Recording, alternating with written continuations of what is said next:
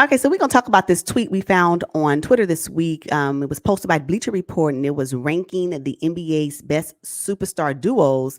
And Grant Hugh ranked the stars as number one, Giannis Antetokounmpo and Drew Holiday. Number two, Nikola Jokic and Jamal Murray. Three, Kevin Durant and Kyrie Irving. Four, Joel Embiid and James Harden.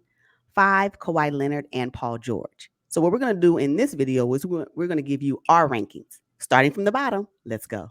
So I don't have Kawhi Leonard and Paul George at number 5, huh? Like, no, that's shocking to me. I don't have them either. As a matter of fact, my number 5 is probably going to be shocking to you and everybody else. My number 5 is Kevin Durant and Kyrie Irving. The reason why I have them at number 5 is because, let's just be honest, this duo that we all anticipated to be successful was not. And as a matter of fact, they only really played one season together. One season together. And what was that, the 2021 season where they played a full season? Otherwise, 2019, when they actually got together, when Kyrie Irving and Kevin Durant came over to the Brooklyn Nets, Kevin Durant was injured that season, so he didn't play. And then for the end of the 2021 season, Kyrie Irving, he was injured with a shoulder, so he didn't finish out the season. So although they may have ranked number 2, I believe, in the standings in the East in 2021 for the 2021 season, that was it. What? Like, and then 2022, Kyrie Irving didn't even play until the play-in and the postseason. Like, so how, superstars individually, yes, but we're talking about duos, and for me, for a duo, they as a duo they have been unsuccessful. So no, they're funny. I have them at number 5 as well. We know that they're great players individually, by far. I mean, to me, definitely top 10 in the NBA, but together, there's a lot of untapped potential. We don't even know what it really looks like over a span, like over a whole season consistently year after year. So it remains to be seen, but I actually have them at number 5 as well. Me too. Sorry. And from 2 perspectives. Number 1, I expected more based off of your individual status and superstardom alone. And then number 2, y'all just didn't deliver. You didn't deliver. You don't belong. And I'm even surprised you're on this list. But since you're on this list and we're talking about the list, yeah, no, number 5 for me. Yes, at the bottom. All right, so number 4. So they have Joel Embiid and James Harden listed as number 4. How does that look on your ranking? I actually have them as number 4. I believe they're positioned right where they need to be.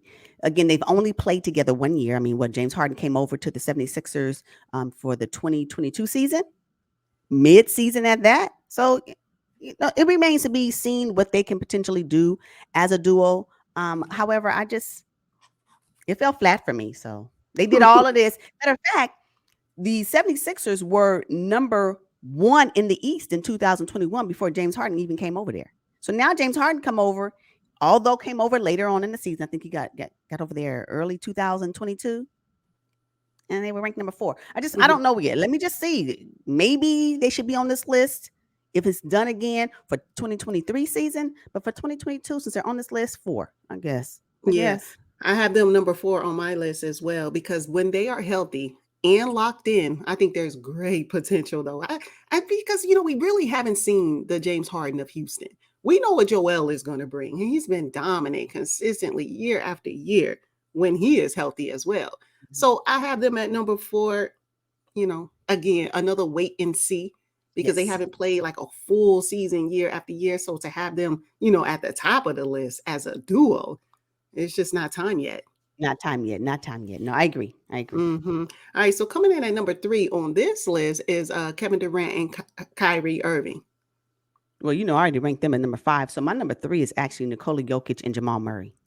I have the number 3 since they're going to be on the list. And the reason why I have them at number 3, at least as a duo, I mean, they joined together when Jamal Murray was drafted into the league in 2016. So for the 2016-2017 season, they whatever, right? Because I believe Nikola Jokic came over to the Denver Nuggets in 2014, if I'm not mistaken. So they've been playing together as a duo for quite some time now, and they've added other pieces to their roster to kind of make them whole. But from an overall perspective, at least after maybe I think they didn't make it since they've been a couple or been a duo for the first 2 seasons that they played together. But after that, they've always made the top 5. Except this 2022 year, of course, but top 5 in the Western Conference. So I think that they have if they're going to be on this list, for me, they're warranted mid-range, right in the middle, and I think that's what it is.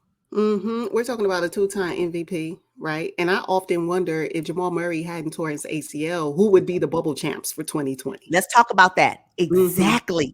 Exactly. Oh my I have them gosh. number 3 on my list as well. I Mhm. mean, because, but there's a lot of recency bias there, right? We haven't seen Jamal Murray in a while. We haven't And seen hopefully, Jamal Murray in a while. However, when he did play, and we're talking about duo together, hmm hmm they were pretty decent. It's pretty successful, high on the Western Conference ranking or standings, however you want to word it. And I agree with you with that 2020 NBA championship. I agree with that. number 2 on their list is Nikola Jokic and Jamal Murray, but coming in at number 2 for me is Kawhi Leonard and Paul George. Likewise. Ah. Likewise, I have them at number 2 as well. I mean, let's think about it. This particular duo afforded the Los Angeles Clippers their first Western Conference Finals appearance. That has to say something, right? And not only that, them together, their potential for me is a lot greater than the ones we've talked about before. For me, Jamal Murray and Nikola Jokic, they have great potential this upcoming season. But something about this Kawhi Leonard and Paul George, for me, I'm most excited about based on this list. So yeah, Yeah, but can we also let the people know you're a big Clipper fan? I like the Clippers. Big Clipper fan is stretching it, but I do like the Clippers, so I will go up for the Clippers. Yes. Yeah. Okay. So yeah, I have them a number 2 as well, but I think that they are mostly injured, and it's hard for me. It's hard for me because there's a graphic floating around on Twitter that shows AD, Kawhi Leonard, and Paul George, and the number of games that they've played over the last 3 seasons. And for those of you who have not seen it, Paul George only played 133 games over the last 3 seasons. Kawhi only 109 and AD 138. Now, y'all know how much smoke AD gets for being out all the time. The guys are right there with them. So it's really hard for me to rank them number 1, even though they're super talented. I have them at number 2, but I think if they can stay healthy, similar to Joel Embiid and James Harden, they're going to be really good next season. But I it agree. still remains to be seen. Can they stay on the court?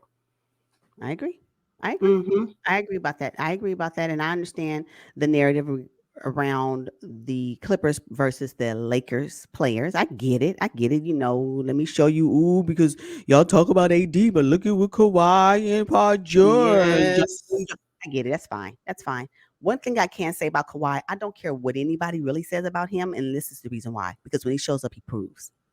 So, out of those three, who has the most accolades based on when they're on the court? Just saying, Kawhi Leonard is a guy. Like, Yeah, that's he the does. only reason why I'm like, I know what we say, and oh my God, he barely plays. But when he shows up, he is proving over time that he's that dude. I mean, what, 2-time NBA final championship, 2-time NBA finals MVP. I mean, defensive player of the year one season, and what, all-star record, first team all defense, first team all defense, first team all, like, we can go on and on. You can check his Wikipedia page if you want to know where his stats are. What I'm saying is, Kawhi Leonard, whether he is out injured and can't play for whatever reason, when he comes, you better be aware. That's what I'm saying. So yeah. Yeah. Okay.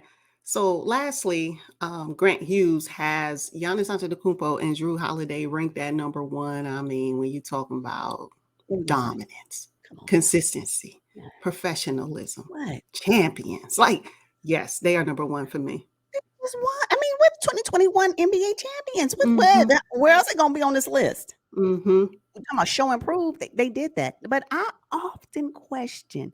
I will say I understand why Drew Holiday is here, but I really wish it was Giannis, Drew, and Chris. If I want to be Yes, honest. yes, However, yes. I do understand Drew Holiday came over in 2020 for the 2021 NBA season, and that's the season that the Milwaukee Bucks won the championship. So it kind of makes sense. So here we are, Milwaukee Bucks inserting Drew Holiday into their roster, and then they win the championship. So it kind of makes sense that it is Giannis Antetokounmpo and Drew Holiday. But I sure wish they would have put a little parentheses with Chris Middleton in there. Yeah, exactly. That's what I have here too. I'm like, man, Chris Middleton needs to be on this list. Yes, yes, yes. But we're talking about duos, and I understand Drew Holiday because again, that year he came over is the year they won the championship. I'm not saying he was the reason why they won the championship. He aided in that because his defense is. Ooh, Y'all see his defense that season? Oh, oh my oh my goodness. goodness, it was the deciding factor. However, Giannis, hands down, best player right now. I'm sorry. So Yeah.